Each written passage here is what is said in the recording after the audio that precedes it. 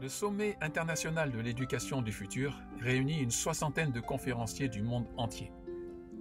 Des pionniers et des innovateurs issus du monde de l'éducation, bien évidemment, mais également des êtres inspirants, issus des chemins de sagesse ou des chemins d'apprentissage et de créativité dans différents domaines.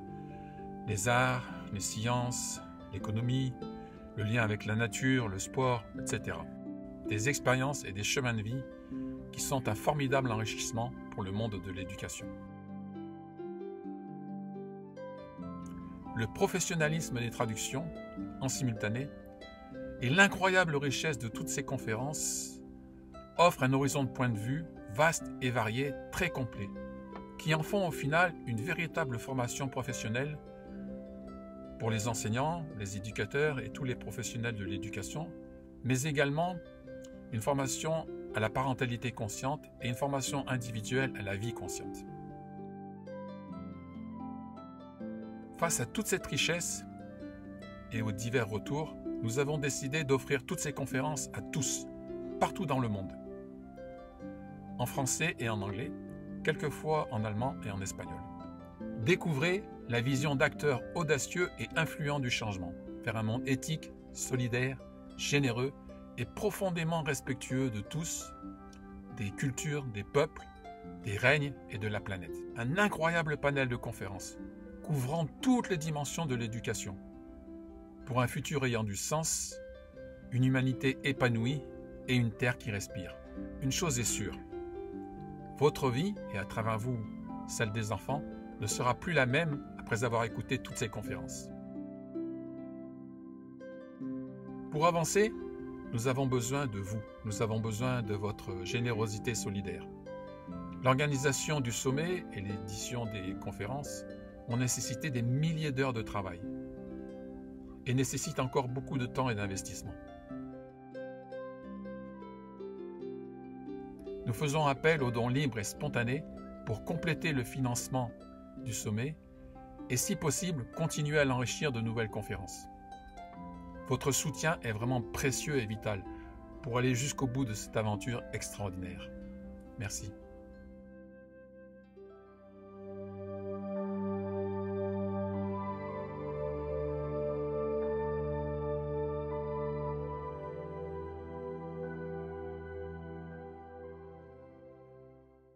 Donc, je suis ravi d'accueillir Joël, que j'ai eu l'occasion avec qui j'ai eu l'occasion de parler il y a quelques temps, et je l'ai rencontré grâce à Armelle Six.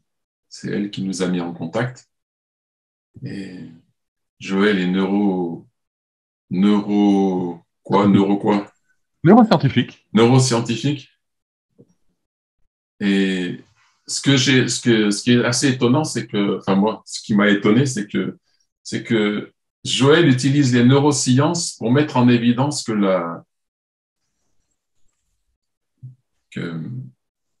la bienveillance est la solution à tous les problèmes dans ce monde, tu peux dire, et surtout à l'école, et il va nous expliquer comment l'école fabrique ouais, je fais tellement de choses que je me perds dans les mots. Comment l'école fabrique des enfants terribles et quels sont les drames, le drame ou les drames des enfants sages au sein de l'école. Et je suis très impatient de découvrir tout ça. Oui, mais c'est pas nécessairement uniquement au niveau de l'école. Je pense que c'est l'ensemble de nos sociétés qui a probablement beaucoup de difficultés à comprendre c'est quoi un enfant, c'est quoi un adolescent. Souvent, probablement parce que beaucoup d'adultes ont été blessés dans leur propre histoire, ce qui fait que replonger ou se laisser être en résonance avec l'expérience des enfants ou des ados, c'est parfois tellement douloureux pour eux qu'une des meilleures manières pour eux d'éviter de toucher à leur souffrance, c'est de taire celle des enfants et de manière parfois absurde. Eh oui, je pense qu'on est nombreux à avoir connu ça. Et je suis ravi et je te laisse la parole, Joël. Tu as 1h25 devant toi. Tu utilises le temps comme tu en as besoin. Et moi, je suis là pour suivre les questions, voir. J'aurais besoin de partager mon écran, s'il te plaît, Abel. Oui, tu me l'as dit déjà et j'ai pas pensé. Voilà. C'est fait. Ah, voilà, ça se fait. Bon. À partir de ce moment, je vois moins les questions-réponses dans le chatting. Donc, Abel, n'hésite pas à m'interrompre s'il y a une question que tu trouves importante de répondre au moment où je présente. Moi, je suis là pour vous. Donc, ça me fera grand plaisir de répondre à vos questions au fur et à mesure de cette petite préférence. D'accord, je m'occupe de ça. Parfait, parfait. Mais écoute, j'avais envie de te dire merci aussi pour le défi que tu m'as proposé, parce que plutôt que de faire une conférence ou une présentation plus formelle en m'appuyant justement de manière régulière sur la science, tu m'avais proposé justement de regarder dans quelle mesure est-ce qu'on pouvait expliquer à travers mon propre parcours qu'est-ce qui a fait en sorte que je me suis intéressé à la bienveillance et à ce que vivent les enfants et les ados, ce qui fait que je sors probablement un petit peu de ma zone de confort. De celle de scientifique, d'accord? Mais ça va me faire grand plaisir de le faire en espérant que je vais pouvoir rencontrer vos attentes. Depuis toujours, aucun doute que ça va être magnifique. depuis toujours, j'ai été étonné. Puis j'expliquerai tout à l'heure pourquoi du décalage qui existe entre la perception de l'adulte et l'expérience de l'enfant et de l'adolescent. Au Québec, on parle beaucoup du terrible two et du fucking fort. Ça fait d'ailleurs rire beaucoup nos amis canadiens anglophones ou même les francophones hors Québec de ces deux expressions-là qui sont extrêmement péjoratives en fait pour les enfants. Et que dire de tous les sobriquets qui peuvent être collés sur le dos des adolescents. Pourtant, ce sont des périodes en fait majeures dans la vie de l'enfant, dans la vie de l'adolescent, pour pouvoir arriver à se transformer et développer son cerveau, développer sa part d'intelligence, quelle qu'elle soit la forme d'intelligence. Et par exemple, au niveau de l'âge de 4-5 ans, là au moment où les enfants font énormément de crises, on ne se rend pas compte à quel point il y a un changement de paradigme total qui se fait pour cet enfant-là. En fait, je ne sais pas si vous avez déjà vu des singes, surtout des orang-outans, des babouins ou des gorilles, comment est-ce qu'ils réagissent quand ils sont face à un miroir? Leur premier réflexe, et en fait c'est le seul réflexe qu'ils vont avoir, surtout si ce sont des alphas, c'est de frapper dans le miroir. Et plus ils vont frapper, plus ils se font mal parce que finalement, ça fait mal. Ils ont l'impression que l'ennemi qu'ils voient en face d'eux veut vraiment pénétrer dans leur territoire. Donc, ils n'ont aucune conscience d'exister à part entière et ils ne savent pas que c'est leur reflet. Et à un moment donné, de guerre là, s'ils s'en vont, bien entendu, et leur honneur est sauf vu que le reflet s'en va à son tour. Quand on fait le même genre d'expérience avec des chimpanzés, par exemple, on va endormir un chimpanzé, on va lui mettre une tache de couleur sur l'épaule, du rouge, du vert ou du bleu selon la situation. Au moment où le singe, le chimpanzé se réveille et qu'il se repromène à nouveau dans sa cage, il est face au miroir et instantanément, quand il se voit, il va aller gratter en fait la tache. Et ce qui est intéressant chez le chimpanzé, c'est que non seulement il sait qu'il se voit dans le miroir, donc il a une conscience de lui-même, mais en plus, il a une image de soi parce qu'il se souvient qu'il n'avait pas de tache avant de s'endormir.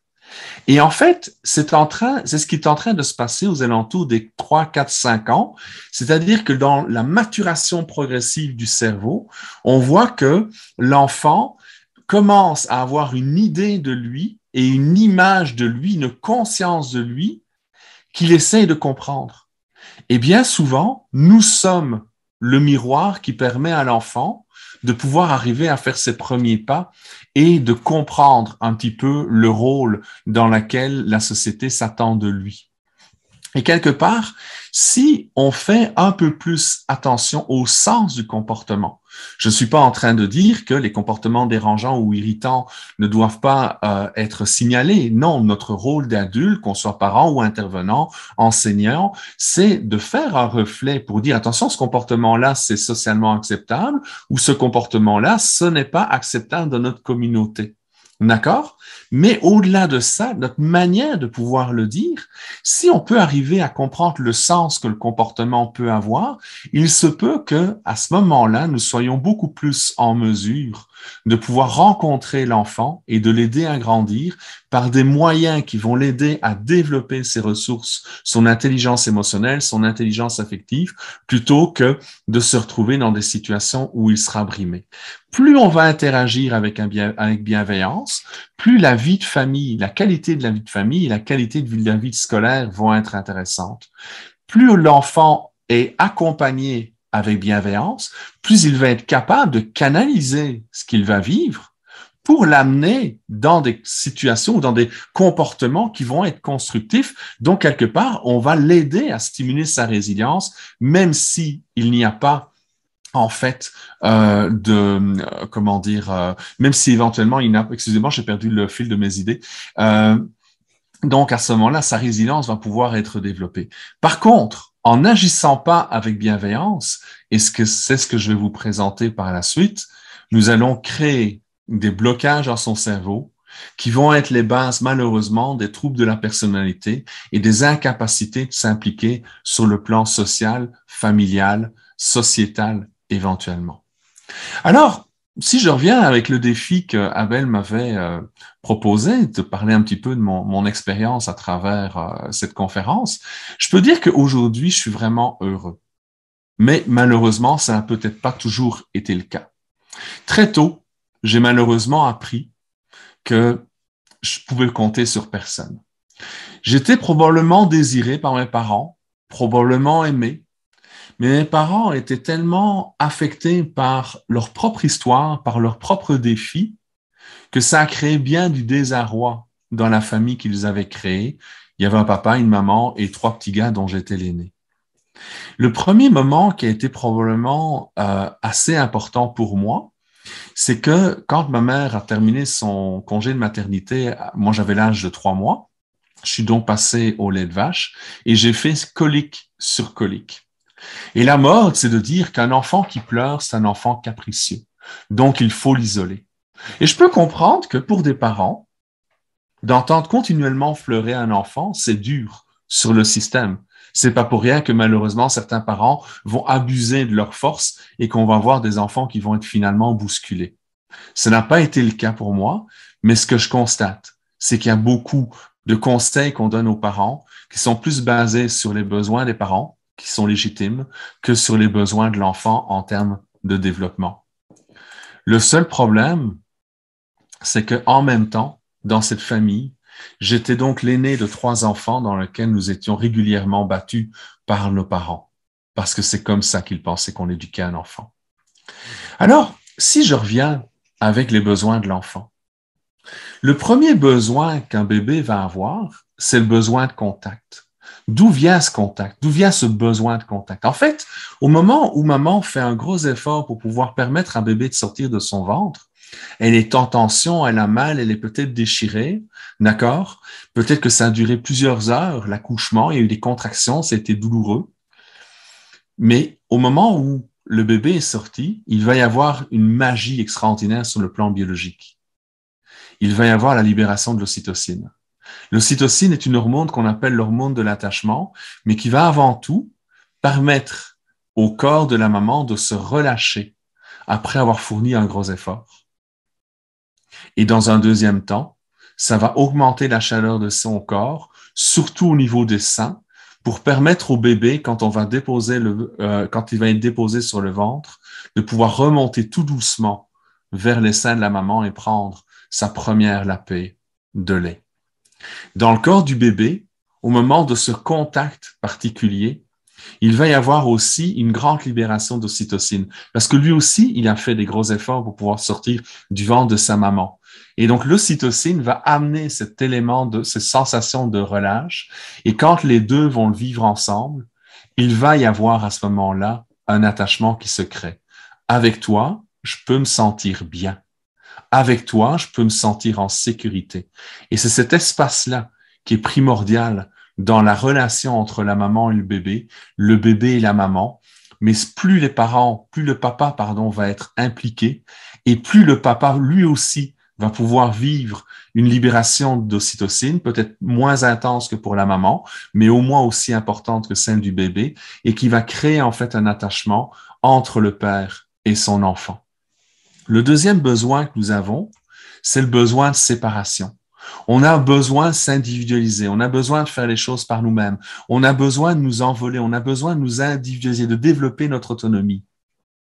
Et en fait, le terrible tout, ces fameuses crises de Bacon que l'on va retrouver aux alentours de 2 ans, c'est le moment où le besoin de se séparer, le besoin d'autonomie est de plus en plus important pour le bébé, qui est devenu un bambin, d'accord? Il va sentir cet élément-là pour faire en sorte que petit à petit, il va pouvoir arriver à se développer et se déployer. Le seul problème, c'est que parce qu'il peut compter sur un papa et une maman qui sont attentifs, qui sont prévenants, qui ne veulent pas qu'il se blesse, il y a toute une série d'actions que le parent, d'accord, va bloquer. Donc l'enfant, lui qui ne comprend pas pourquoi on le bloque, par exemple, il veut se rapprocher des escaliers, il veut se rapprocher d'un feu de foyer, il veut se rapprocher de la cuisinière où il y a peut-être des poêlons ou des casseroles qui pourraient être à portée de main. Ben, le parent va tout faire pour éviter que son enfant se blesse. Mais l'enfant ne comprend pas pourquoi il ne peut pas faire pareil. Pourquoi il ne peut pas aller dans les escaliers? Pourquoi il ne peut pas toucher à ce merveilleux truc chaud dans lequel on voit plein de couleurs qui scintillent? Et donc, à ce moment-là, il commence à y avoir un conflit entre le besoin du lien de l'enfant, besoin d'être rassuré auprès du parent, et le besoin de développer son individualité, son autonomie et son envol. Et petit à petit, ça va clasher. C'est là que bien souvent, on va se retrouver avec des crises de Bacon. C'est certain que quand l'enfant se retrouve seul, eh bien, veut pas, instinctivement, il va avoir envie de retourner près du parent, près de la maman essentiellement, parce que c'est la maman qui crée le lien le plus important avec son enfant. Et même quand le parent est violent, l'enfant va tout faire pour avoir l'amour du parent. Et il va préférer d'avoir l'attention négative que rien du tout. Et c'est là qu'il arrive de plus en plus de difficultés pour pouvoir arriver à trouver un équilibre qui permettra justement de pouvoir arriver à autant être en relation saine et sereine avec les autres que d'être dans une situation où la personne peut être en fait reconnue à part entière et développer tout son potentiel. Quand j'étais enfant, j'étais quelqu'un de très, très intuitif et je nommais les choses avec aplomb. Ça m'arrivait souvent de regarder les adultes ou de les écouter en tout cas, puis de les regarder. Mais pourquoi est-ce qu'ils nous mentent? C'est pas vrai ce qu'ils racontent. Donc, il y avait un décalage que j'ai souvent senti, d'accord, par rapport à ce qui se passait. Excusez-moi, le système est un peu, voilà, un peu lent. Donc, comme la violence malheureusement était quotidienne, y compris à l'école, parce que j'étais non seulement battu par mes parents, mais il est arrivé malheureusement que j'ai rencontré 2 enseignantes qui ont abusé également de leur pouvoir. C'est certain qu'il y a un doute qui s'installe. Il y a un doute qui s'installe entre ce que l'enfant est et ce que l'enfant perçoit de ce qu'on reflète. Ça ne veut pas dire que ce que l'enfant fait ou ce que l'enfant manifeste ou ce que l'enfant dit ou éventuellement les bagarres qui peuvent arriver avec des frères et sœurs ou éventuellement dans la cour de récréation sont correctes. Ça veut juste dire qu'il y a ce décalage-là et l'enfant, au départ, surtout vers jusqu'à 6-7 ans, va essayer de résister tant bien que mal aux reflets qui ne sont pas cohérents. D'accord? Et puis petit à petit, l'effet Pygmalion va faire en sorte que l'enfant va douter de lui-même. L'enfant va commencer en fait à se définir comme une personne incomplète, imparfaite, pas correcte. Et le doute amène de plus en plus de place au non-sens dans ce que vit l'enfant. Et malheureusement, le non-sens, c'est une source d'angoisse pour beaucoup d'entre eux.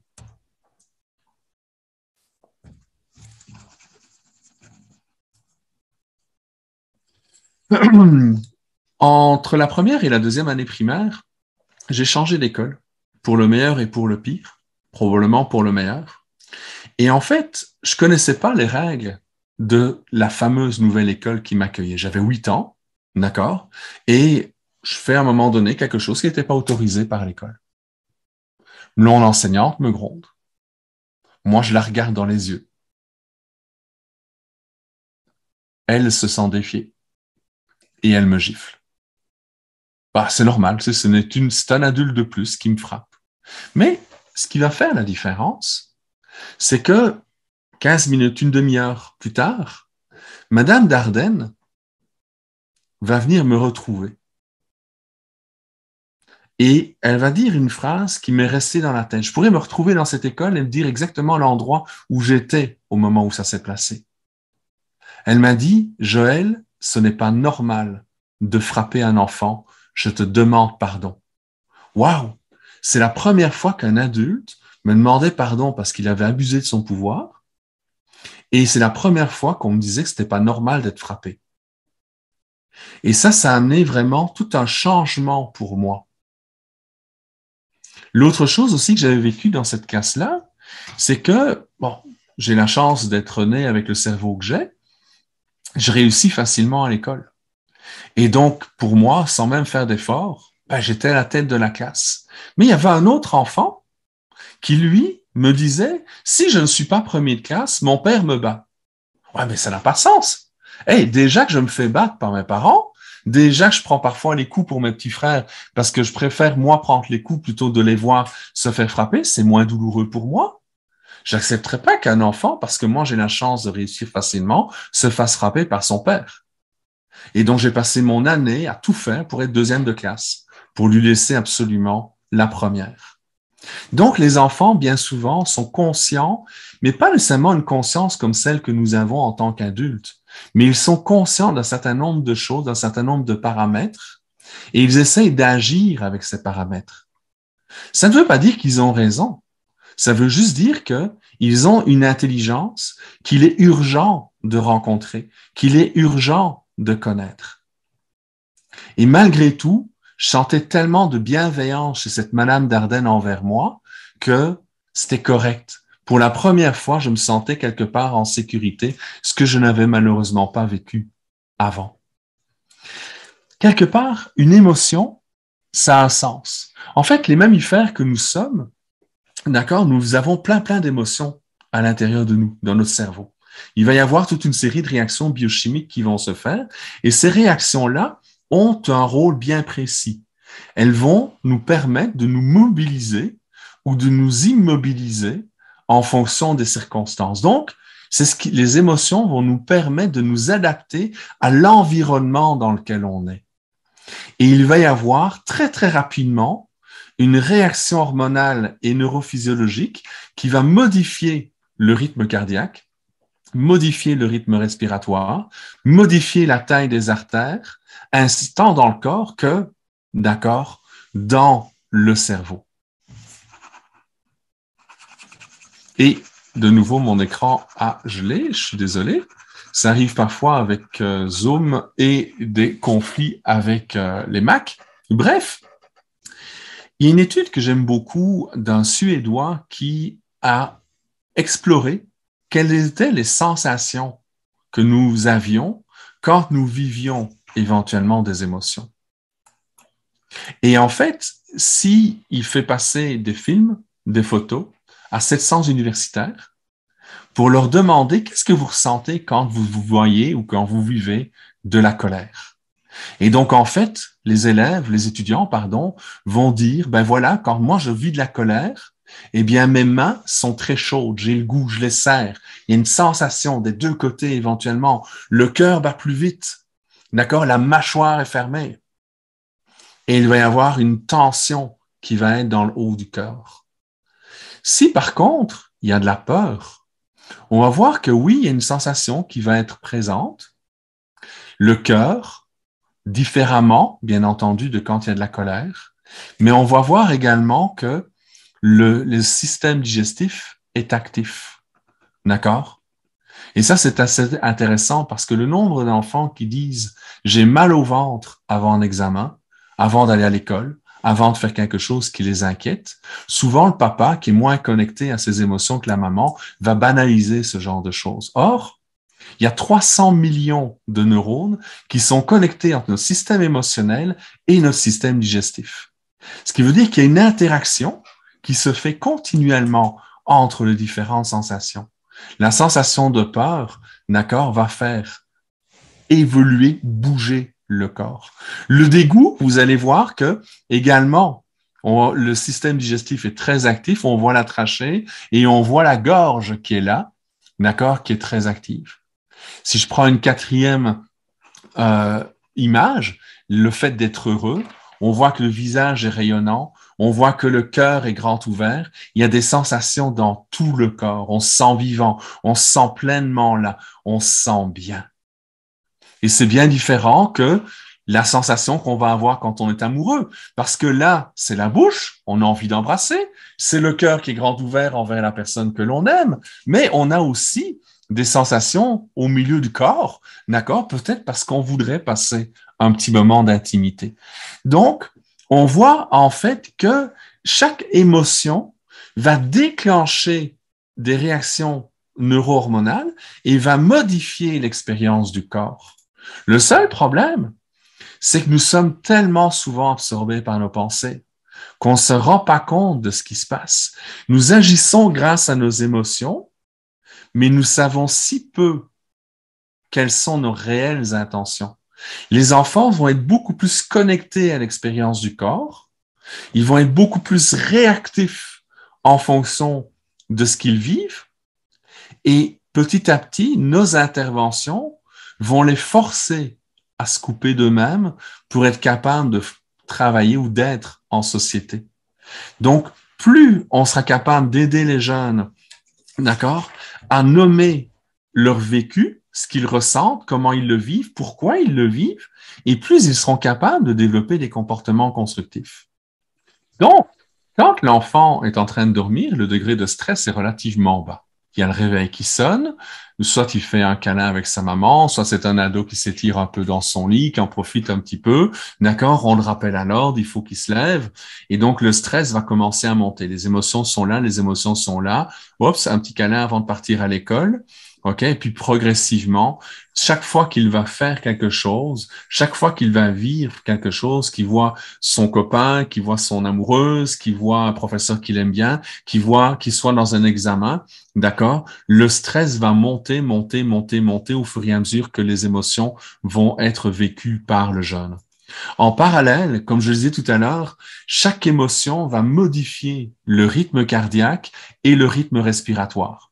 Et en fait, le cœur, c'est un muscle, d'accord, qui va se contracter, se relâcher, contracter, relâcher, contracter, relâcher. Et plus le temps avance, plus la charge mentale et la tension émotionnelle augmentent pendant la journée, et plus le cœur bat vite, bat vite, bat vite, bat vite. Il y a un moment donné où c'est plus possible d'aller plus vite.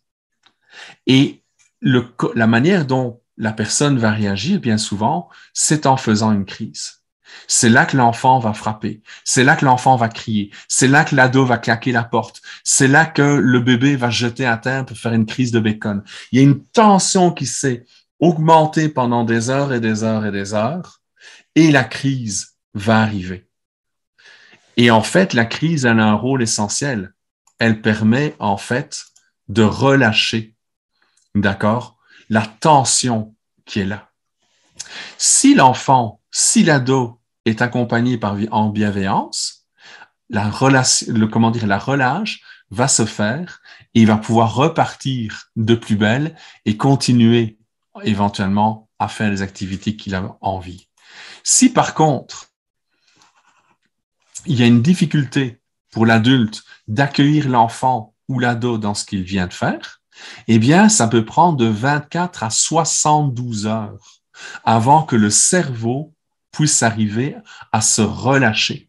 Autrement dit, au fur et à mesure que le stress monte, que le rythme cardiaque et que la respiration s'accélèrent, il y a la crise, il y a une réaction qui se fait au niveau du cerveau pour donner accès à des comportements dérangeants, la crise, et le cerveau va rester figé de cette manière-là pendant 24 à 72 heures s'il n'y a pas de bienveillance autour de l'enfant.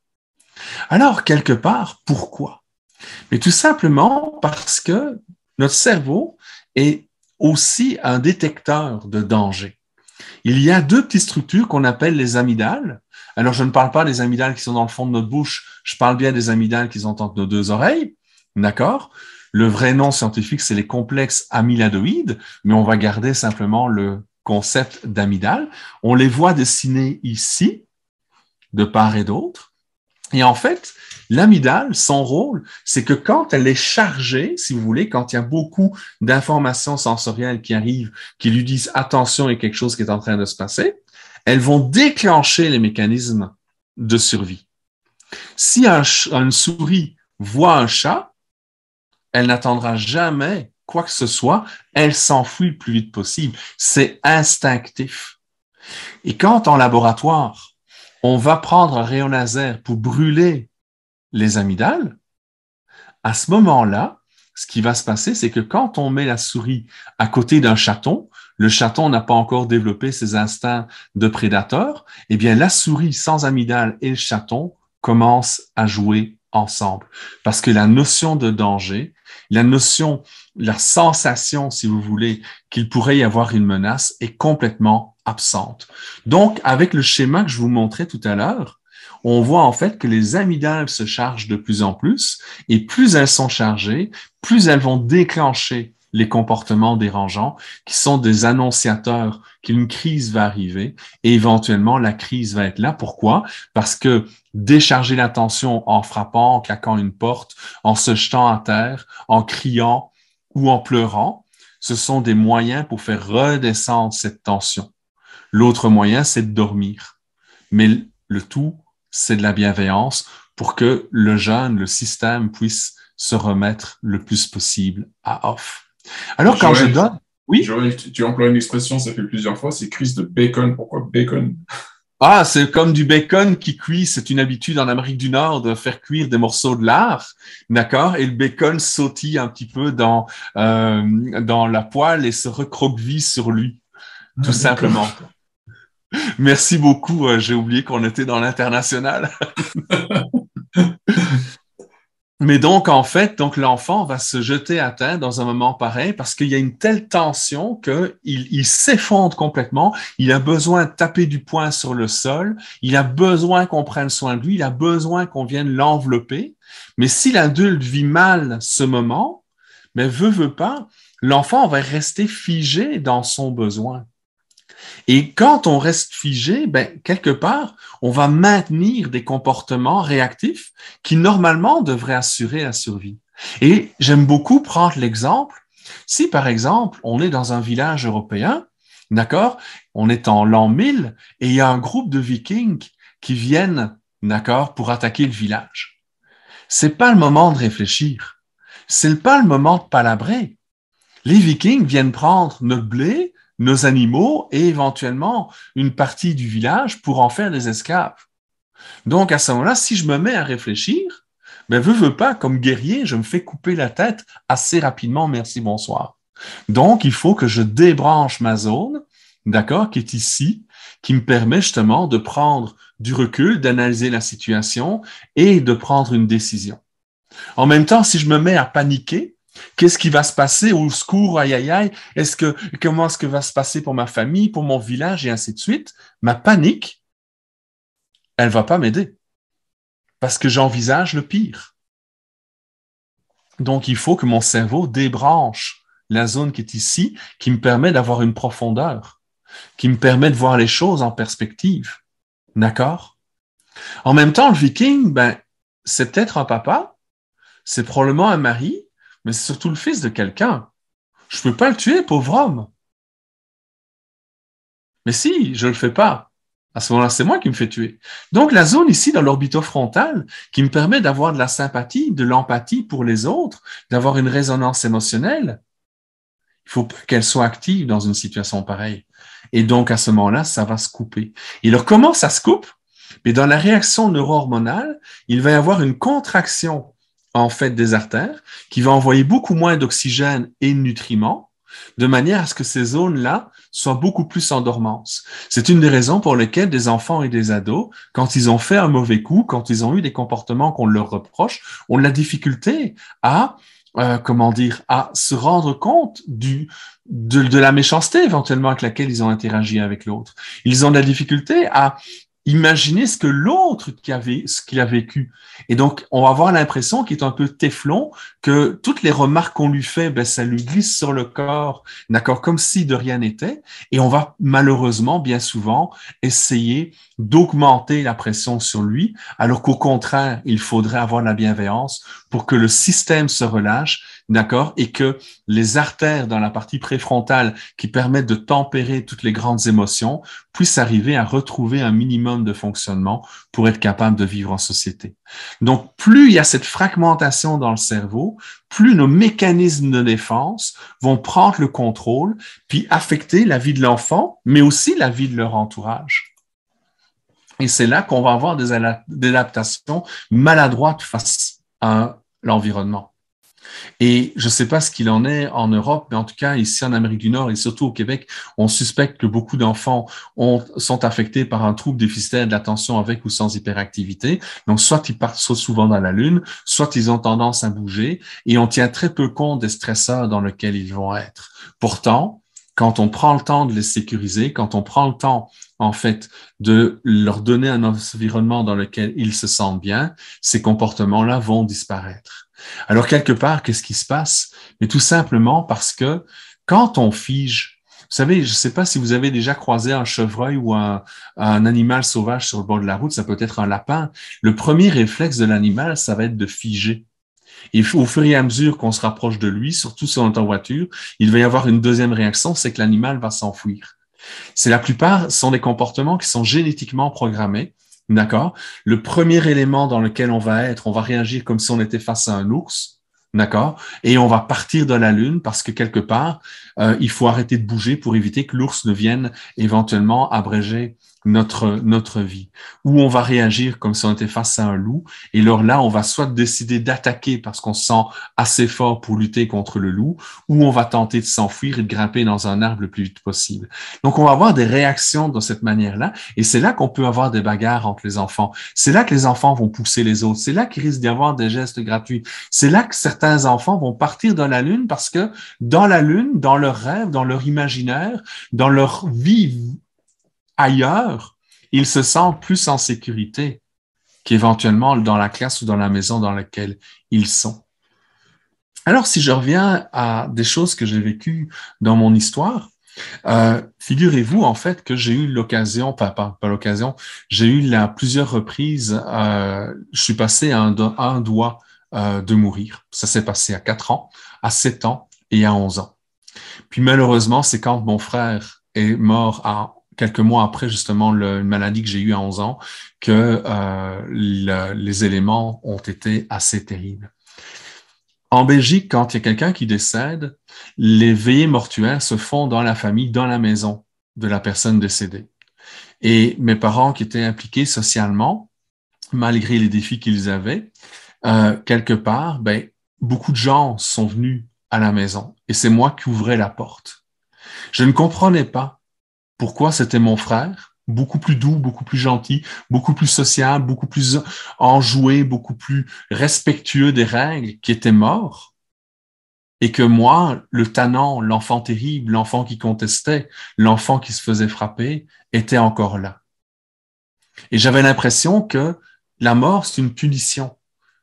Et donc, quelque part, je m'attendais à chaque fois que la sonnette résonnait, à ce que la mort soit là pour me dire, écoute, on s'est trompé, c'est toi qui dois partir et pas ton frère. On va faire un switch. Et je vous garantis qu'à 11 ans, j'aurais donné ma vie pour mon frère. Je m'en voulais déjà tellement de ne pas avoir été là pour le protéger au moment où malheureusement il a eu son accident. C'est certain que c'est l'imaginaire d'un enfant de 11 ans. Aujourd'hui, je ne pense plus ça.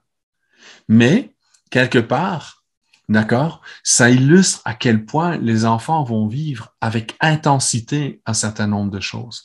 Et ce que je trouvais assez particulier, c'est qu'on prenait soin de mes parents qui pleuraient leur fils décédé, ce que je comprends tout à fait, mais qu'il n'y a personne qui me demandait, et toi, Joël, comment tu vis les choses? Comment tu vois les choses? Et c'est encore pire pour mon petit frère qui était 5 ans plus jeune que moi.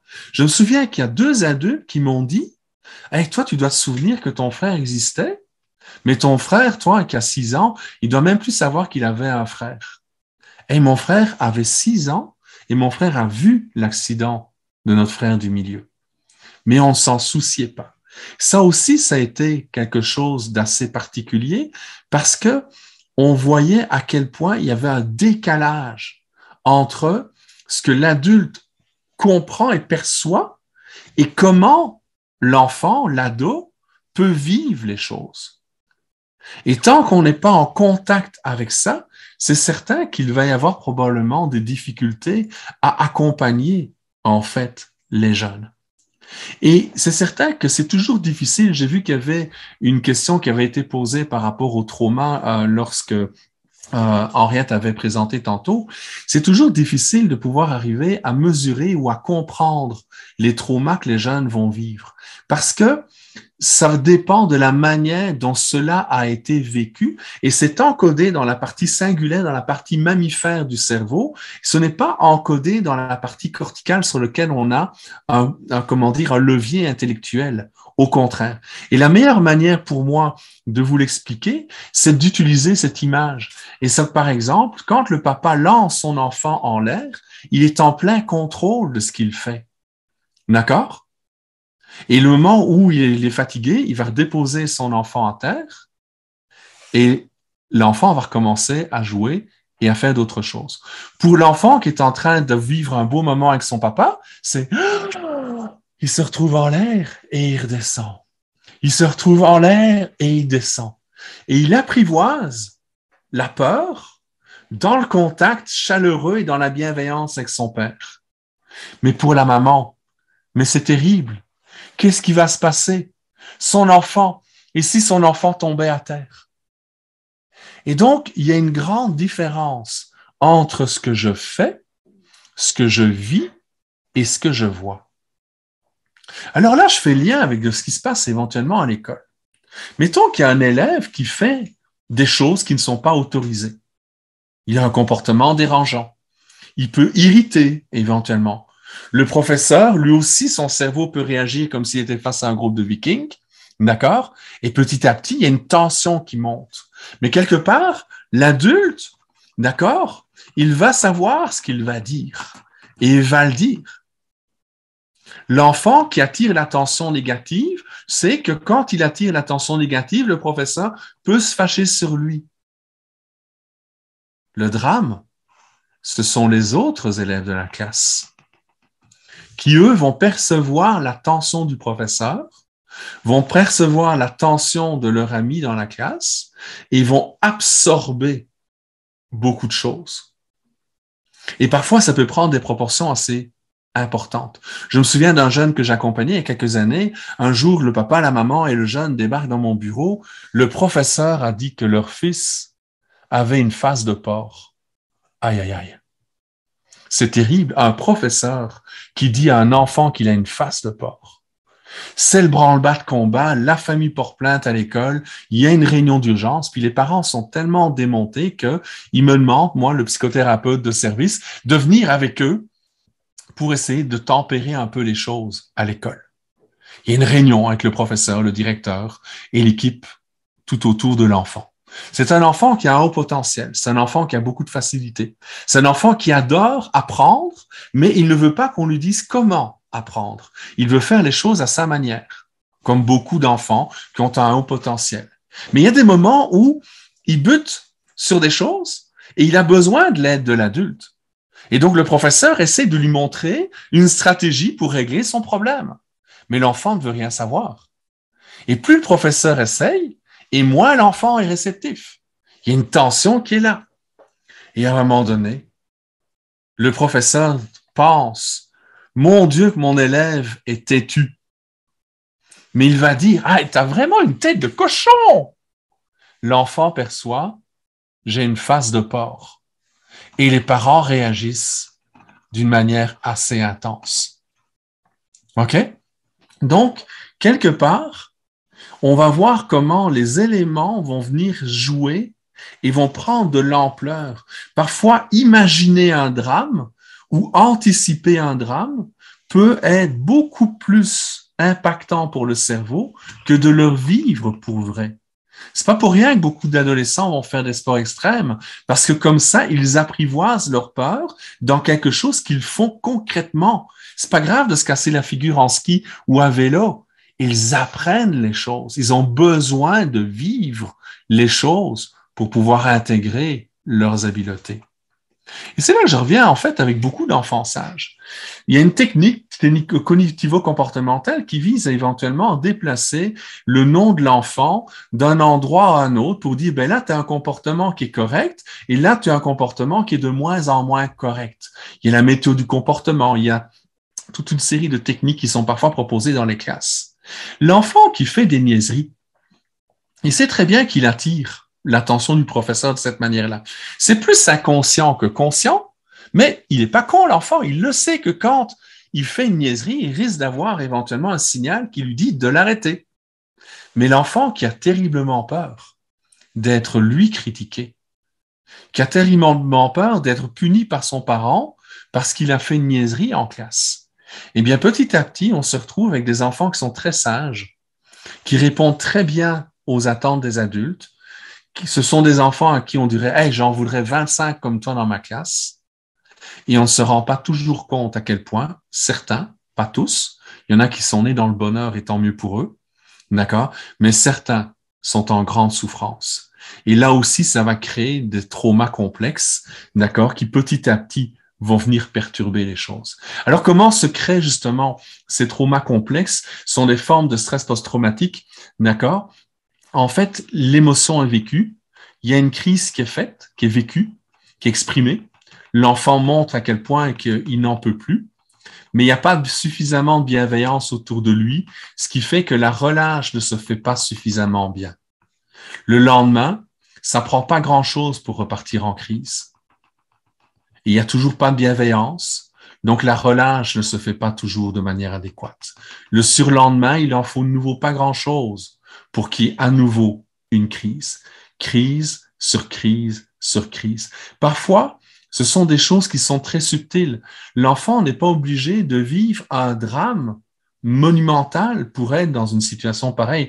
Tantôt, quand je parlais du drame des élèves sages, d'accord, qui sont transis sur leur bureau dans la peur d'être punis ou dans la peur de ne pas être corrects ou dans la peur de vivre ce que leur ami vient de vivre, mais c'est certain que à ce moment-là, il va y avoir une tension et ils vont vivre ça et on ne saura même pas qu'ils sont en survie à ce moment-là pendant des jours, des jours et des jours. Et il y a beaucoup de jeunes qui, dans l'adolescence, vont décrocher du système scolaire parce qu'ils n'en peuvent plus d'être dans cette situation-là depuis des années. Il y a d'autres jeunes qui vont rester éventuellement dans le système scolaire, mais qui vont avoir besoin d'antipsychotiques pour être capables de tempérer les angoisses. Et c'est très particulier parce que dans ma pratique psychothérapeutique, j'ai accompagné des jeunes qui étaient dans les deux sens, d'accord, aussi bien celui qui décrochait que celui qui était sous antipsychotique. Et une fois qu'ils arrivent à l'étape suivante, donc ils sortent de l'école secondaire, qu'ils vont dans ce qu'on appelle au Québec le cégep, à l'université, si vous préférez, dans d'autres pays, eh bien, on voit que le jeune retrouve à nouveau ses habiletés. Donc, le lieu est devenu en lui-même un facteur, un vecteur d'angoisse et de trauma. Le jeune n'est plus capable de voir les murs en peinture. Il a beaucoup trop peur, il est beaucoup trop mal par rapport à ce qui se passe. Joël? Oui? Il y a Anne-Sophie qui réagit, pose une question. Oui, je t'écoute. Est-ce qu'il y a obligatoirement trauma quand il y a stress? Comment faire le distinguo entre le stress et le trauma? En fait, le stress en lui-même, d'accord, est normal. On a besoin de stress pour pouvoir, par exemple, quand un professeur pose une question dans sa classe, quand on écoute quelqu'un à la radio et qu'à certains moments, il fait une petite pause. Ce sont des micro-stress. Et on a besoin de ça pour pouvoir arriver en fait à s'adapter. Le stress est nécessaire à l'adaptation.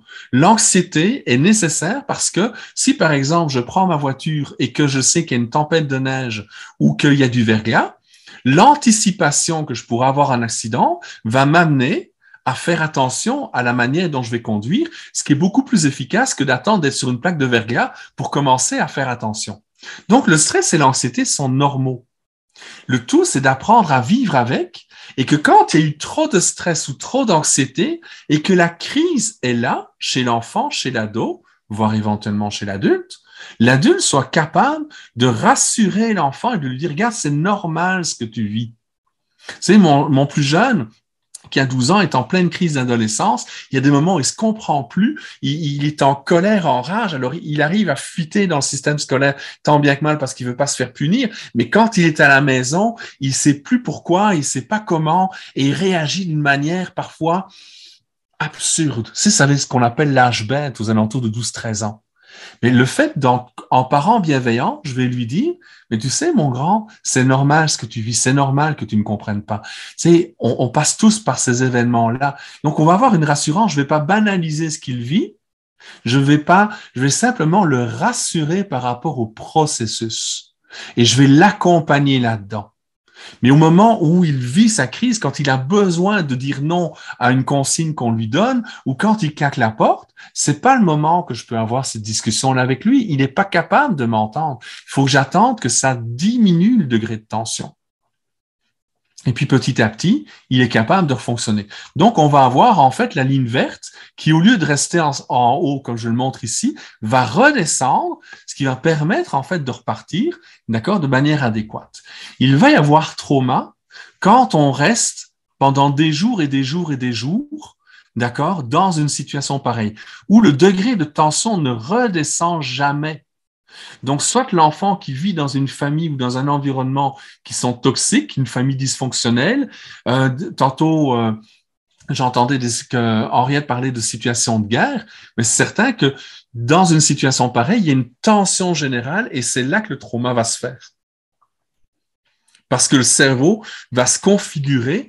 Et le problème, c'est que quand on est tout le temps là-dedans, à ce moment-là, il va y avoir des modifications chimiques. Il y a une équipe de l'Université McGill à Montréal qui avait observé des hommes qui étaient décédés, malheureusement, relativement jeunes. Et ce qu'ils ont observé, c'est que plus ils avaient vécu de la violence et plus leurs neurones étaient affectés. Et on voyait même que l'enveloppe protectrice de l'ADN des neurones était comme attaquée, si vous voulez, comme rongée. Donc, on avait des neurones de moins en moins vaillants. Et aujourd'hui, on sait que beaucoup de maladies chroniques découlent d'environnements toxiques dans lesquels les enfants et les adolescents ont grandi. Et là, il y a une autre étude que je voulais vous prendre attention. Pardon. On voit ici que la taille du cerveau, donc le volume du cerveau, chez des jeunes qui ont été dans des environnements traditionnels, ici en rouge, et chez des jeunes qui ont été dans des environnements violents. Et en fait, on voit, d'accord, que en moyenne, le cerveau des enfants qui ont vécu dans des environnements violents est beaucoup plus petit. Et là, on parle de violence éducative, on ne parle pas de guerre, d'accord?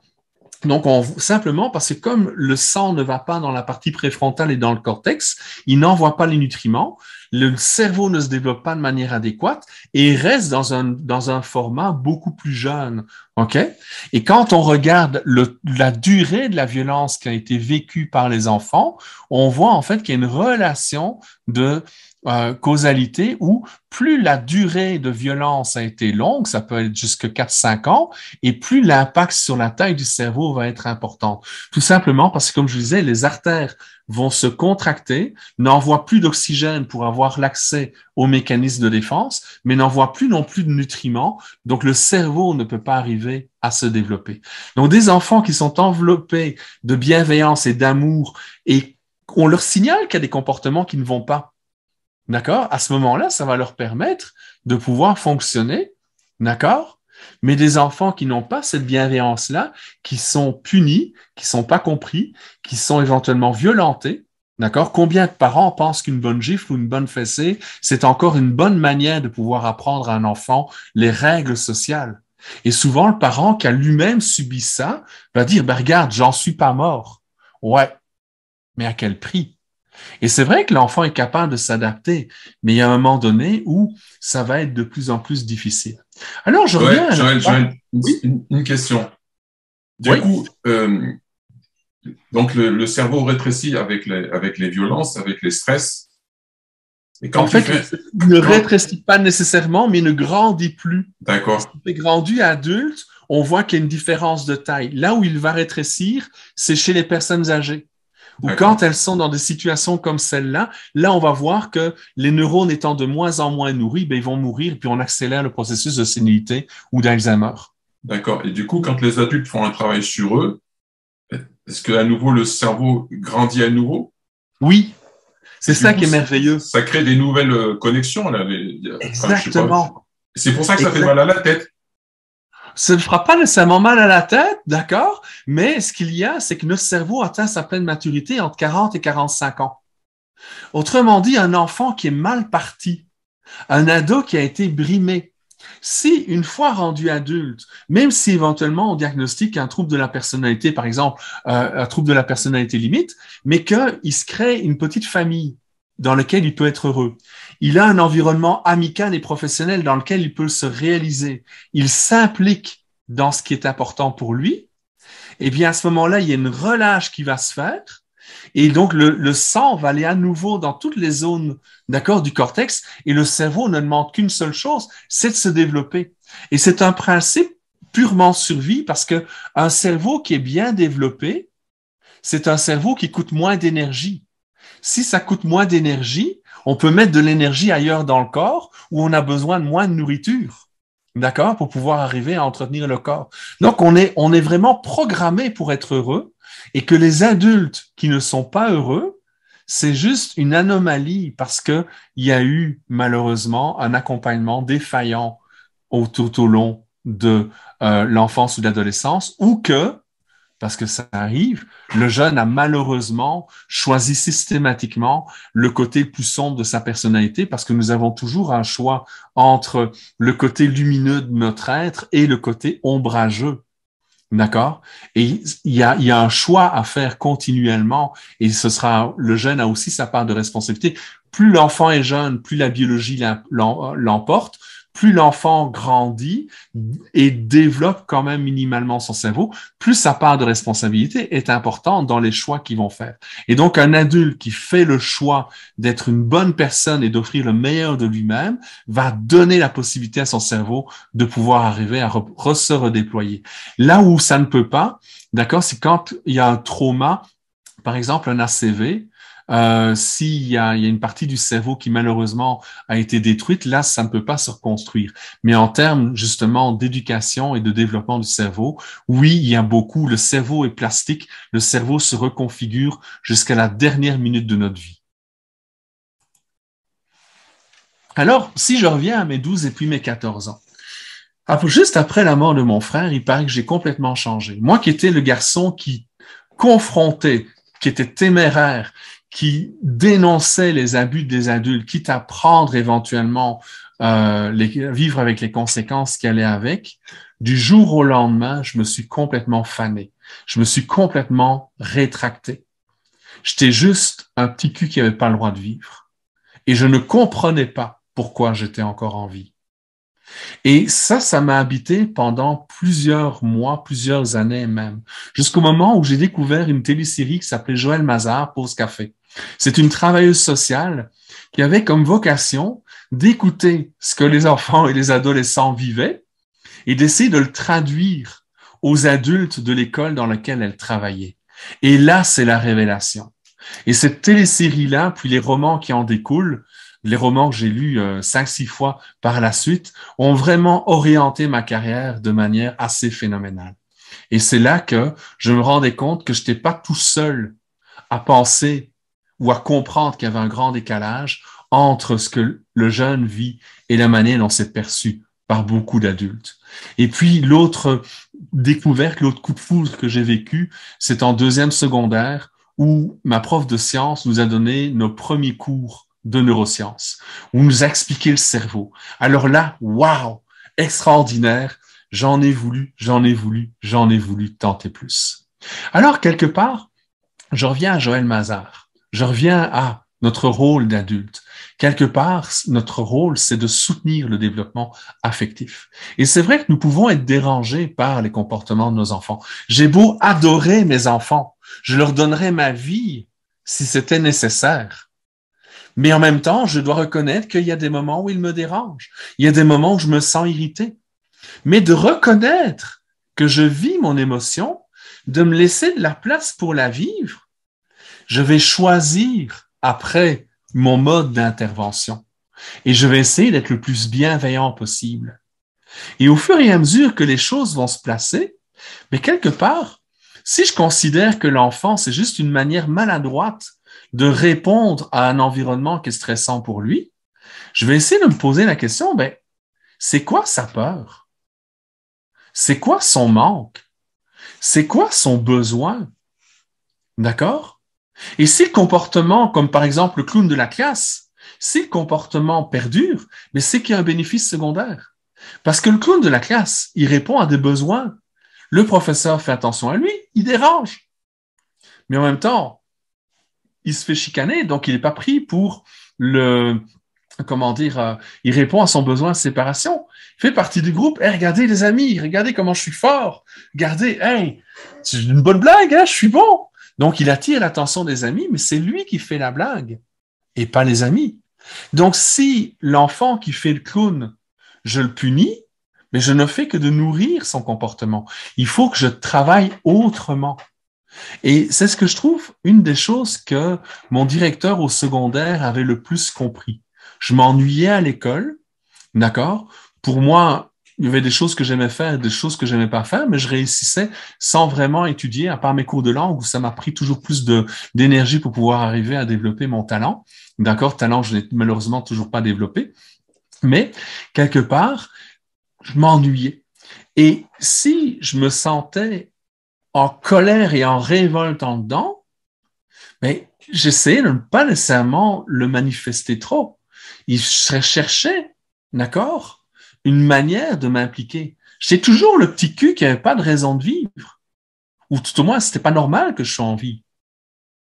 Et en fait, en faisant de l'action humanitaire, c'est là que je me suis rendu compte que je pouvais avoir des comportements constructifs.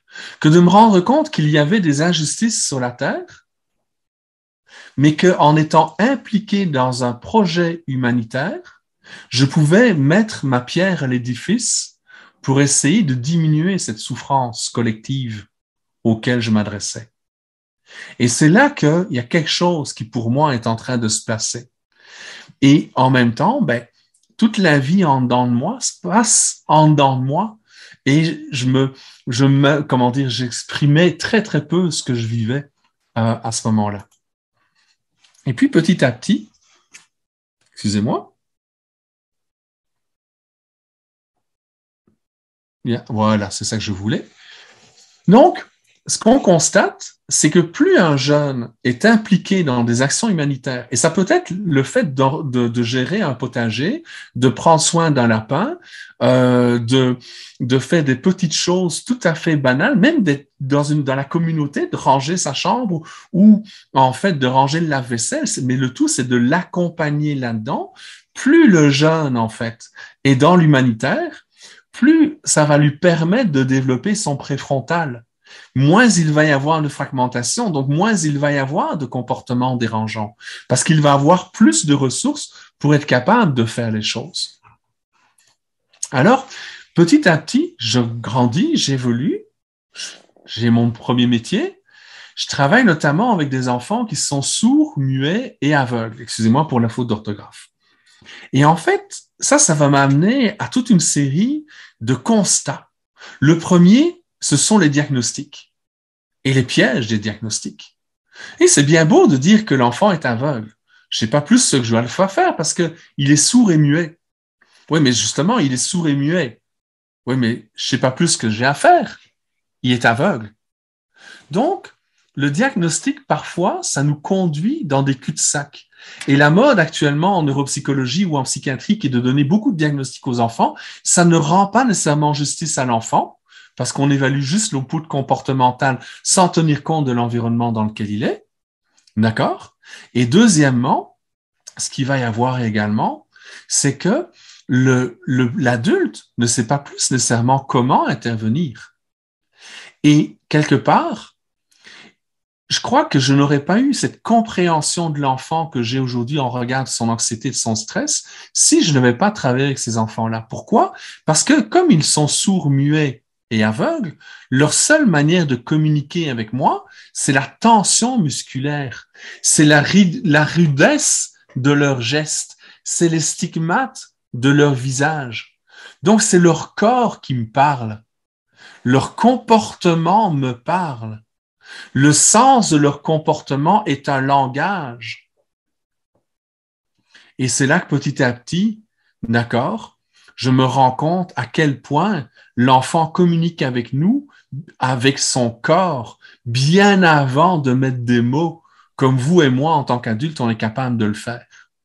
Et l'autre chose aussi, c'est que plus je suis dans un état de bienveillance, plus je suis dans un état de douceur, dans un état de respect, et plus le jeune ou même l'adulte, d'accord, que je vais accompagner, je pense entre autres des adultes autistes ou qui ont de la déficience intellectuelle sévère, plus je suis dans cet état de bienveillance, et plus c'est facile pour eux de rentrer dans une relation avec moi, parce que je ne représente pas un danger. Et c'est bien au-delà de ce qu'ils peuvent voir et entendre. Vous savez, en psychothérapie, on appelle le transfert et le contre-transfert. Certaines personnes vont dire le sixième sens, d'accord? Il y a des communications et une relation infraverbale qui se fait entre deux personnes auxquelles malheureusement on ne tient pas suffisamment compte, mais qui va donner une teneur, un goût, d'accord? En fait, à ce qui se passe. Et plus on est dans la bienveillance, mieux c'est. L'autre chose aussi qui est importante, c'est que le jeune a son rythme de développement. Et le respect de son rythme de développement est important si on ne veut pas mettre trop de pression, donc si on ne veut pas créer trop de stress et d'anxiété sur le jeune. Il faut l'accompagner. Et de nouveau, la bienveillance devient un outil magnifique pour l'accompagner. Joël, Puis lors de Oui? Il y a Anne-Sophie qui dit, est-ce que tu peux revenir sur ce que c'est que la fragmentation? En fait, la fragmentation, c'est que comme le cerveau, en fait, va, à cause des émotions qui sont vécues, de l'intensité des émotions, va en fait contracter les artères, il va y avoir moins d'oxygène dans certaines zones du cerveau. Donc, le flux nerveux ne va plus avoir, d'accord, ce qu'on peut voir parfois en imagerie cérébrale, une grande fluidité, mais va être beaucoup plus saccadé. Donc, va être fragmenté, comme un casse-tête, un puzzle qui tombe à terre et toutes les petites pièces sont séparées. Et quand tantôt je disais que l'importance de l'adulte qui doit être bienveillant auprès de l'enfant ou de l'adolescent, même si le comportement est désagréable, c'est que la bienveillance de l'adulte va faire en sorte que les morceaux du casse-tête, les morceaux du puzzle vont pouvoir se remettre les unes avec les autres et on va retrouver une certaine fluidité dans le transfert du flux nerveux dans le cerveau, donc d'avoir une plus grande fluidité dans le comportement et plus d'accès au bien commun. Oups. Oui. Alors, là, j'en reviens un petit peu à mon histoire. Vous l'entendez à mon accent, je ne suis pas, même si je suis au Québec aujourd'hui, je ne suis pas né au Québec. J'ai passé les 25 premières années de ma vie, en fait, en Belgique. Et lorsque je faisais mon premier master, j'ai eu l'occasion d'assister à une conférence d'un professeur d'université québécoise qui est venu nous faire une conférence sur les neurosciences appliquées. Et là, ça a été une révélation extraordinaire. Et en fait, je tripais sur la manière dont cet homme présentait le cerveau. Ça répondait à tellement mes questions de clinicien que je trouvais ça, waouh, c'est génial. J'ai envie d'en savoir plus. Et le professeur propose à ce moment-là, à la fin de sa conférence, de venir le visiter au Québec. Et donc, je présente mon dossier pour avoir une bourse à l'Agence Québec Wallonie-Bruxelles, bourse que je vais obtenir. Et quelques semaines plus tard, je me retrouve en fait pour la première fois au Québec. Et j'ai atterri depuis 3 heures. J'attends mon bus pour descendre à Sherbrooke. D'accord? Et là, je me dis, Je suis enfin à la maison. Je suis dans un abri de bus, rien d'autre. Mais intérieurement, il y a quelque chose qui me dit, OK, c'est là que tu dois venir maintenant. Je reviendrai quand même en Belgique. Il fallait que je termine mon travail. J'avais aussi mon service civil à faire à l'époque. D'accord, mais toujours est-il que j'ai 1 an plus tard, je soumets mon dossier pour une immigration et en 30 jours, parce que j'avais un super de beau projet qui m'était proposé, le Québec accepte que j'immigre. Le 4 octobre, je dépose mon dossier. Le 4 novembre, je reçois l'autorisation d'immigrer. Le 22 décembre, je suis dans l'avion. Le 7 janvier, j'apprends que le projet n'est pas financé. Oups, merde. Je fais quoi? J'ai 2 000 $ en poche, 1 200 €. Je fais quoi? Et en fait, ce que je vais faire, c'est que, regarde, j'ai le goût de faire des neurosciences. Montréal est une des plaques l'un des lieux les plus importants dans l'étude du cerveau dans le monde. On a peut-être moins d'argent que les Américains, mais on a une expertise extraordinaire dans plusieurs universités. Je dis, let's go! Je me replonge là-dedans. Donc, je me replonge dans les études. C'est là que j'allais faire mon doctorat en neurosciences, puis après mon postdoc. Mais toujours est-il, d'accord, que je suis vraiment embarqué dans un processus. Et puis, de nouveau, il y a quelque chose qui se passe. Mon meilleur ami, mon ami d'adolescence, meurt à 33 ans. Bang! De nouveau, la mort, pas de manière directe, mais surgit. Qu'est-ce que je fais de ma vie? Qu'est-ce que je veux? Qu'est-ce que je ne veux pas? Et une chose que j'ai remarqué, c'est à quel point j'étais impliqué socialement dans plein de projets que j'ai pas le temps de développer aujourd'hui. J'étais impliqué dans mes études, je faisais de la clinique en parallèle, mais est-ce que ma vie a le sens que je voulais lui donner? Et la mort de mon meilleur ami m'a ramené, en fait, à l'essentiel. Et c'est certain que mon envie de vivre à la campagne était redevenue quelque chose de fondamental. Donc, j'ai quitté Montréal, j'ai terminé mon doctorat et j'ai fait mon postdoc en vivant à la campagne, à une 30aine de kilomètres de Montréal. Et c'est quelque chose qui m'a permis aussi d'évoluer par rapport à tout ça. Et donc, quelque part, je reviens à la bienveillance. Vous savez, quand tout va bien, c'est facile d'être bienveillant. Tu sais, par exemple, je peux être bienveillant vis-à-vis d'Abel, Abel peut être bienveillant vis-à-vis de moi, on s'entend bien, on est dans la construction de quelque chose. Mais si un jour, lui et moi, on se dispute, en espérant, Abel, que ça n'arrive jamais, mais ça va demander un défi dans une situation de conflit de rester bienveillant l'un envers l'autre. Avant 9 ans, c'est difficile. Ça commence à être accessible à partir de 9 ans. C'est pas pour rien que le Dalai Lama encourageait les jeunes à partir de 9 ans, voire éventuellement plus tôt, à méditer pour pouvoir installer un espace de bienveillance à l'intérieur de soi, de manière à choisir comment on entre en relation avec les autres. Parce que le défi, c'est de rester bienveillant quand il y a des tensions autour de nous. Et quelque part, nous, quand on travaille, elle est où notre bulle de bienveillance? Si on se laisse harasser par tout ce qui se passe autour, est-ce que c'est facile de choisir dans une situation de conflit de rester bienveillant? Et puis, on peut faire tout notre effort pendant notre journée parce qu'on veut être un bon professionnel, parce qu'on veut être une bonne personne, parce qu'on veut bien s'entendre avec nos clients, ou avec nos collègues, ou avec nos patrons, ou avec nos employés. Ouais, mais le problème, c'est que si on ne prend pas soin de nous pendant la journée et qu'on ne prend pas nécessairement soin de nous quand on rentre à la maison, ben, il va y avoir un problème. Parce que, en fait, on risque de blesser les personnes qu'on aime le plus. Et ça, c'est un piège dans lequel tous les parents peuvent tomber. Et c'est encore un piège dans lequel je peux tomber comme papa. Parce que si je me laisse irriter par le comportement dérangeant de mon enfant, ben veux pas, je pourrais réagir avec mes zones de cerveau qui me permettent de lutter contre les Vikings. J'ai cette ressource-là. Mais c'est pas ça que je veux. Je veux pas reproduire ce que mes parents ont vécu.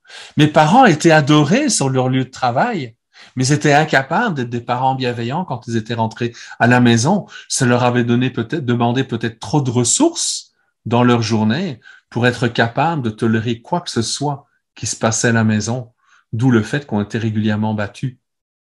Donc, quelque part, notre responsabilité dans les conflits, d'accord, dans les situations de crise, elle nous incombe. Et petit à petit, d'accord, l'idée, c'est d'accompagner les enfants, les ados, pour que eux aussi développent, en fait, leur choix. Il y a un modèle de Paul Ekman que j'aime beaucoup, d'accord, qui me permet de mentaliser le processus dans lequel je suis, ou que je vous explique. Quelque part, dans toute situation, il y a un contexte. Autrement dit, si je suis dans un environnement qui est relativement calme, paisible, on peut imaginer que ma charge mentale va monter beaucoup moins forte que si je suis dans un environnement de haute pression parce que je suis avocat dans un gros cabinet, d'accord, qui a des gros enjeux et une grosse pression. Je suis pas avocat, je prends juste l'exemple, d'accord? Donc, quelque part, l'environnement, le contexte dans lequel il se passe quelque chose va avoir une incidence. Et puis, il y a l'environnement, le clic, le déclic, il y a ce qui se passe. Mettons, quelqu'un me parle avec agressivité. Je suis dans une situation, il y a de l'agressivité, j'ai mes biais de perception. Est-ce que cette personne me veut du mal ou pas? On peut imaginer qu'en fonction de mon histoire, je peux interpréter l'agressivité des autres. Et là, je vis quelque chose. J'ai ma charge mentale qui monte. Ça m'amène dans un état émotif. Je vais avoir des modifications physiques. Vous vous souvenez, la photo de toutes les émotions que je vous montrais tantôt. OK? Il y a une modification physique.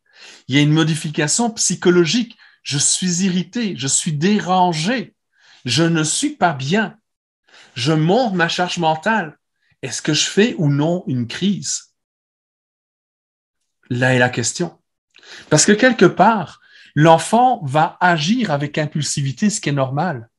L'ado, bien souvent aussi. Mais moi, comme adulte, comment est-ce que je fais les choses? J'ai le choix entre une action destructive et une action constructive.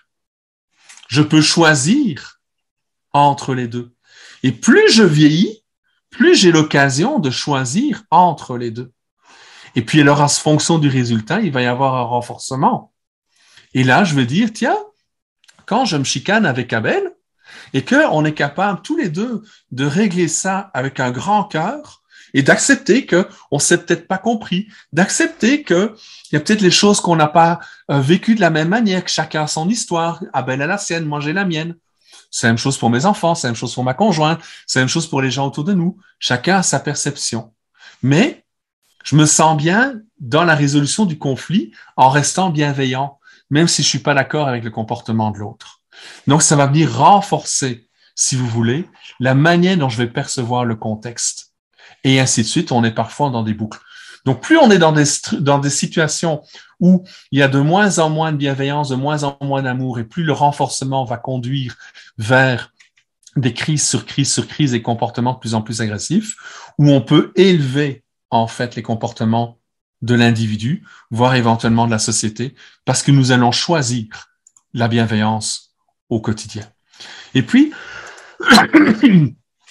quand je vais revenir, il me reste quelques minutes, il va falloir que je fasse attention à terminer dans le temps. Donc, il y a un élément aussi important.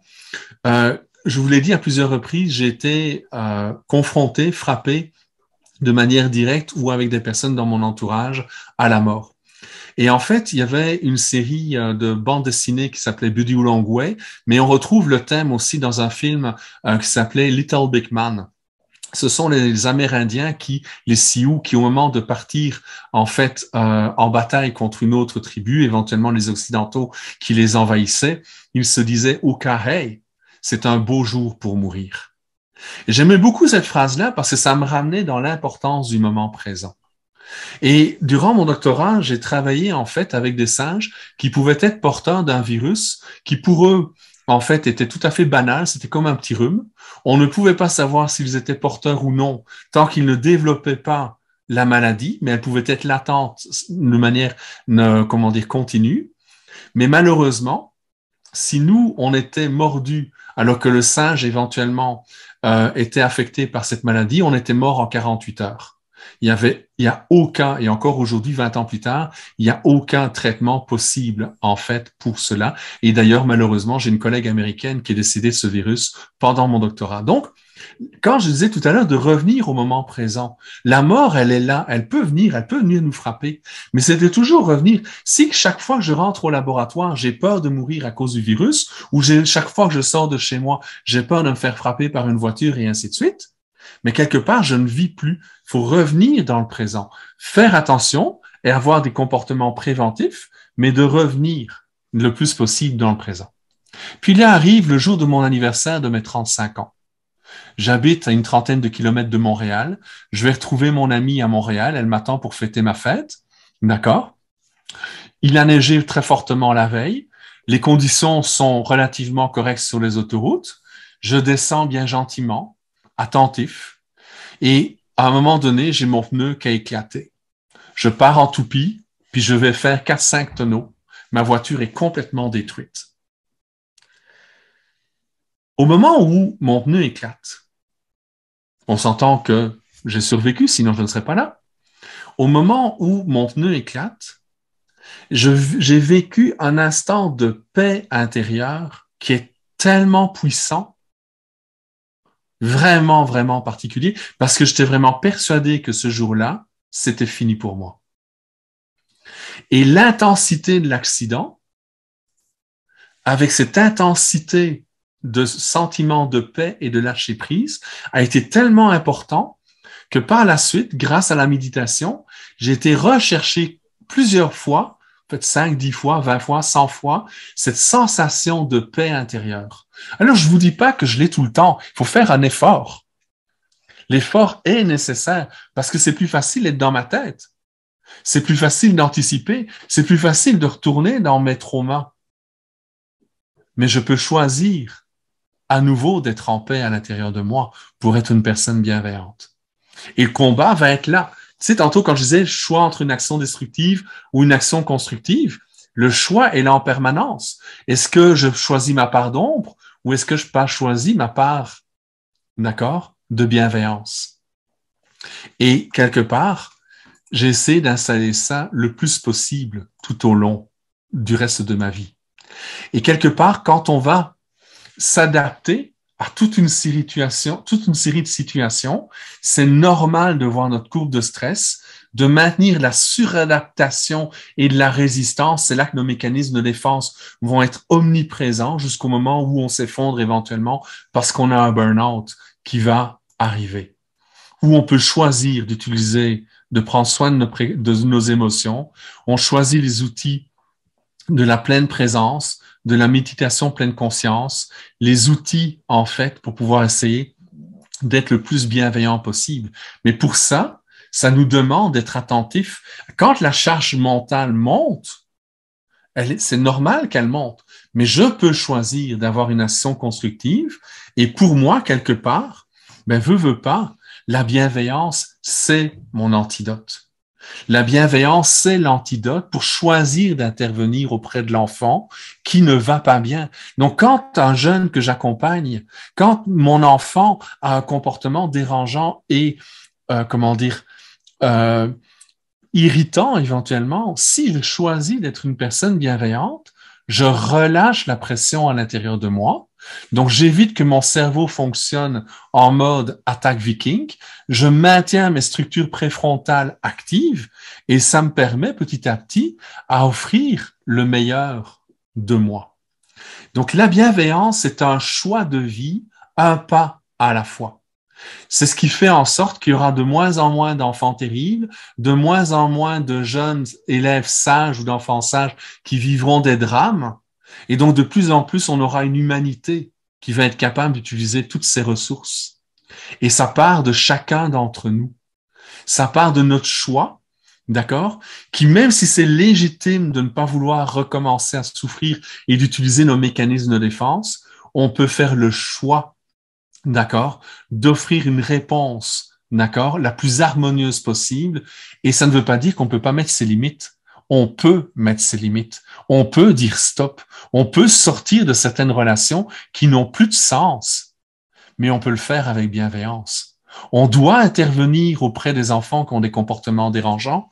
Ils ont besoin de notre reflet, mais on peut le faire avec bienveillance.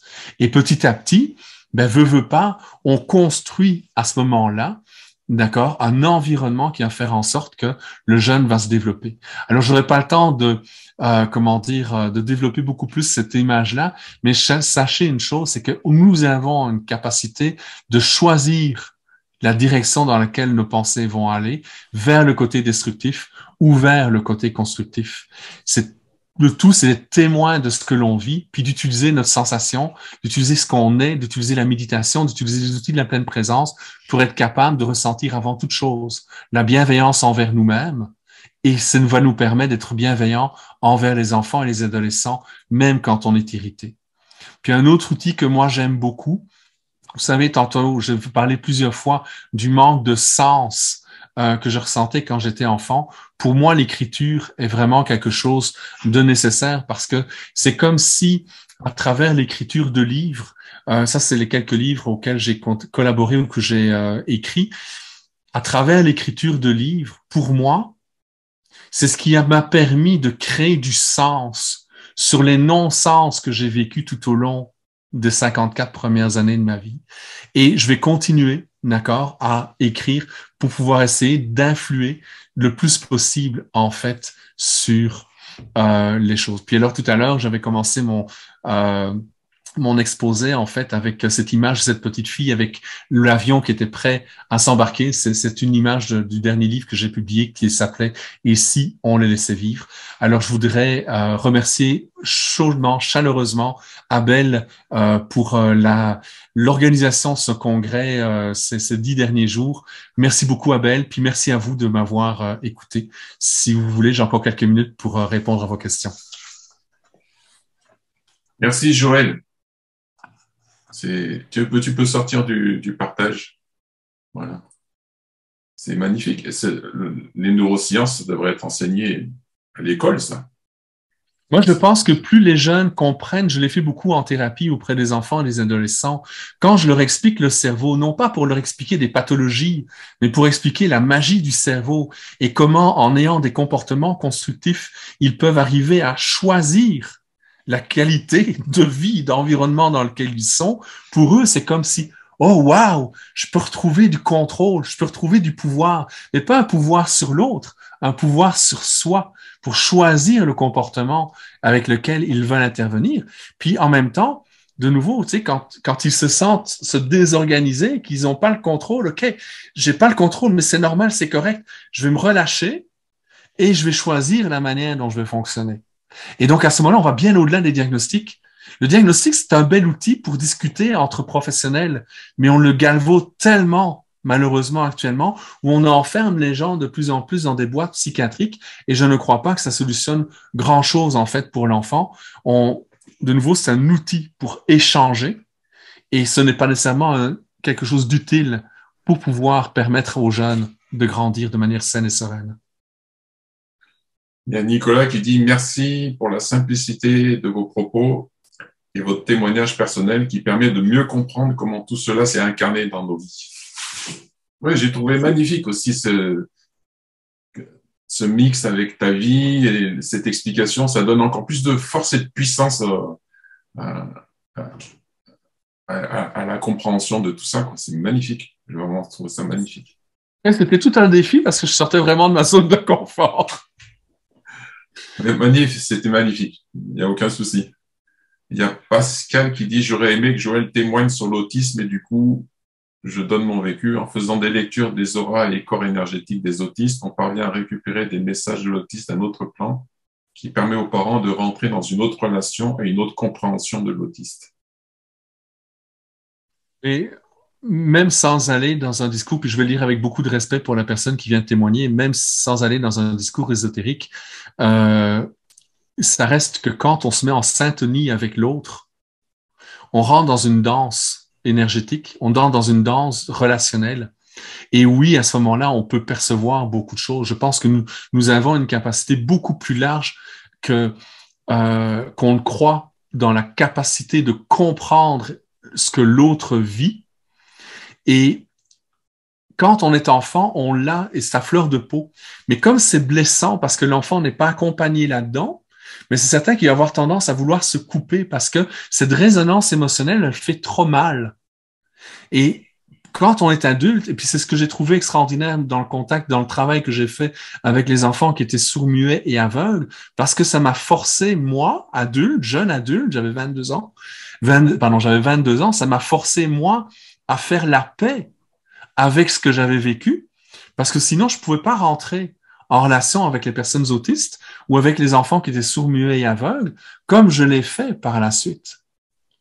Donc, il fallait que je sois bienveillant envers moi également pour accepter ma vulnérabilité. Et c'est tout un défi d'accepter notre vulnérabilité, qui plus est pour des gars, parce qu'on ne nous apprend pas à apprivoiser notre vulnérabilité. Ça, un gars, ça doit être fort.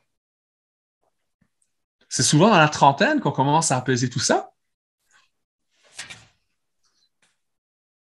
Merci Joël. Merci. Merci beaucoup, Abel. De ta présence et de ce magnifique partage.